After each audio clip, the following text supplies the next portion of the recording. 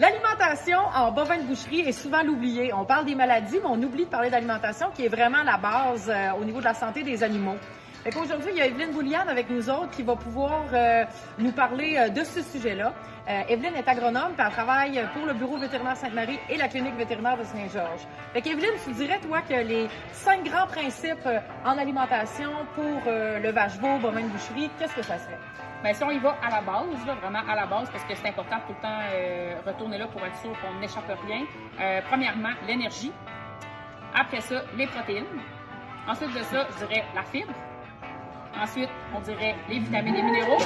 Et puis, en dernier, à ne pas oublier, l'eau. Allons-y avec l'énergie. L'énergie, est-ce qu'il y en a souvent trop dans l'alimentation en vache-veau ou pas assez? Qu'est-ce que tu vois dans le champ? Bien, c'est assez rare, je dois avouer, là, que je vois dans le champ des producteurs qui ont des rations qui sont trop riches en énergie. La raison étant qu'on utilise souvent des balles rondes, du point long, qui fait un petit peu plus tardif parce qu'on va avoir un petit peu plus de volume. Fait que des fois, c'est des terres qui sont un petit peu moins fertilisées aussi. Fait que c'est plutôt rare que je vais avoir des rations qui sont trop riches en énergie. Par contre, ça arrive. On a des fois, on a des producteurs laitiers qui décident de se faire une deuxième vie, puis ils vont faire de la production vache-veau. Là, eux sont habitués de faire des foins super jeunes. Ils sont habitués d'utiliser de l'ensilage de maïs. Ils ont une moulange à la ferme, ils donnent des grains de ferme. Fait que là, à ce moment-là, oui, ça peut arriver qu'il y ait trop d'énergie dans la ration au stade de l'animal. Puis ça peut créer certains problèmes à l'animal, comme entre autres de l'acidose ruminale. Ça peut créer de la boiterie aussi, diminution d'ingestion des aliments. Maintenant, la protéine. Oui, la protéine, écoutez, si on n'en a pas tout à fait assez dans la ration, puis ça, c'est quand même le nerf de la guerre, on va faire une croissance qui est lente. Fait que dans le fond, si on est en vache-veau, par exemple, bien, ça va faire un veau qui va se sevrer un petit peu plus tard, qui va être plus dur à sortir parce qu'il n'aura pas atteint le poids qu'on vise. Si on en a trop, par exemple, c'est pas vraiment mieux parce qu'à quelque part, on paye pour cette protéine-là, puis si on en a trop, ben, elle se ramasse direct dans le fumier. Comment on fait pour savoir si on n'a pas assez ou on en a trop? Ben là, c'est sûr que, premièrement, le nerf de la guerre, c'est prendre des analyses des aliments. Ça, c'est bien important de savoir de où ce qu'on part puis comment on complémente. Après ça, on va aller faire des rations. C'est sûr que c'est vos nutritionnistes qui sont bien équipés pour faire ça. Puis, il faut regarder aussi texture de fumier. On va regarder comment l'animal y répond. On peut aller, évidemment, peser les animaux pour voir notre gain moyen quotidien dans leur de quoi. Maintenant, la fibre.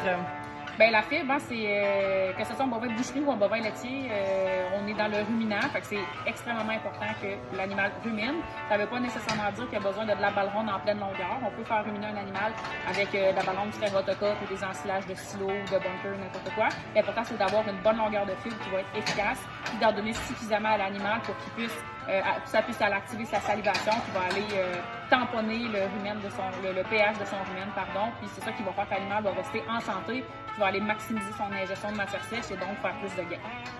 Puis, on entend souvent parler, là, les minéraux, les vitamines. C'est-tu important, ça? Ça sert-tu à quelque chose ou c'est juste comme un petit ajout?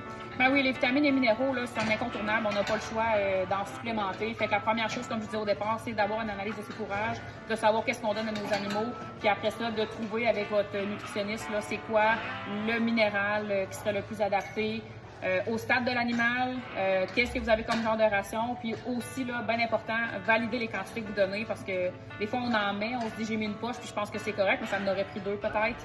Et encore une fois, valider pour être sûr que c'est accessible pour tous les animaux. Fait que le bon minéral, au bon moment, en bonne quantité. Qu'est-ce qu'on peut voir si on manque de minéraux?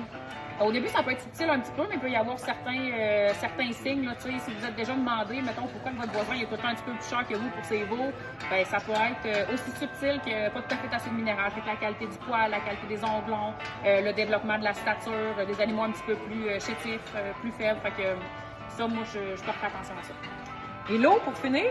Oui, l'eau, c'est souvent le malheureux oublié, mais c'est vital à la vie, on le sait, pour tout organisme vivant.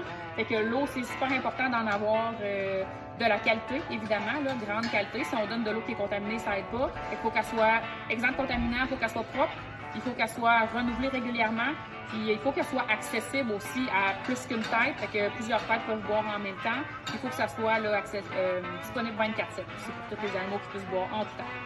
Fait que t'as-tu un petit mot pour la fin, là, pour nos producteurs de vache-veau, de bovins de boucherie? Bien, moi, je vous dirais, n'hésitez pas à en parler à votre équipe de professionnels.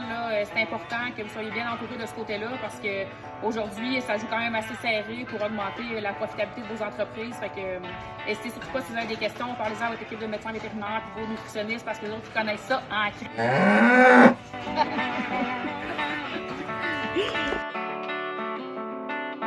Prise de chat.